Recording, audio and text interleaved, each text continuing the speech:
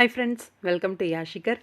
போடுறா போடுறா போடுறா செம்ம நல்லா விழுந்தது அப்படிங்கிற மாதிரி. எஸ், அஜய் உடனே வந்தாகணும் அப்படின்னு இன்னைக்கு எபிசோடில் வந்து நம்ம விஜய் வந்து ராகினி கிட்ட சொல்கிறாரு. அந்த வந்தாகணும் அப்படின்னு சொன்னாங்க இல்லையா, அதே மாதிரி வர வைக்கிறாங்க போல இருக்கு.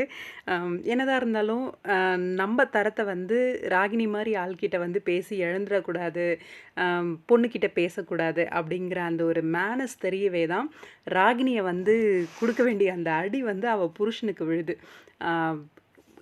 நம்மளை அடக்கி வைக்க சொல்லுவார், அவ்வளோதான் செய்ய போகிறாரு, வேற என்ன செய்ய போகிறாரு அப்படின்னு நினச்சிட்டு இருந்த ராகினிக்கு செம்ம பல்பாக வந்து பயங்கரமான ஒரு அறை அவள் புருஷனுக்கு விட்டு, உடனே இந்த வீட்டை விட்டு உன் பொண்டாட்டி போயே ஆகணும் அப்படின்ற மாதிரி ஒரு கண்டிஷன் வந்து சொல்லிட்டாரு. அதை பார்த்து பயந்து போயிட்டாரு நம்ம அஜய். இங்கே ராகினி வரமாட்டேன்னு சொன்னாலும் வலிச்சிட்டு கூட்டிகிட்டு போகிறாரு.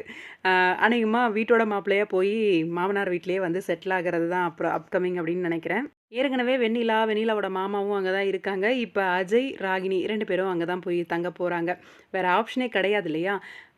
ஆனால் ராகினியை இப்போ வந்து வீட்டை விட்டு அனுப்பியிருக்காரு விஜய். ஆல்ரெடி பசுபதி மேலே கை வச்சிருக்காரு, ராகினியை வீட்டை விட்டு அனுப்பியிருக்காரு.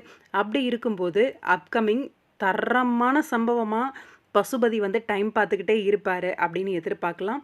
விஜயை வச்சு செய்யறதுக்கு எல்லாம் ரெடி ஆகிக்கோங்க.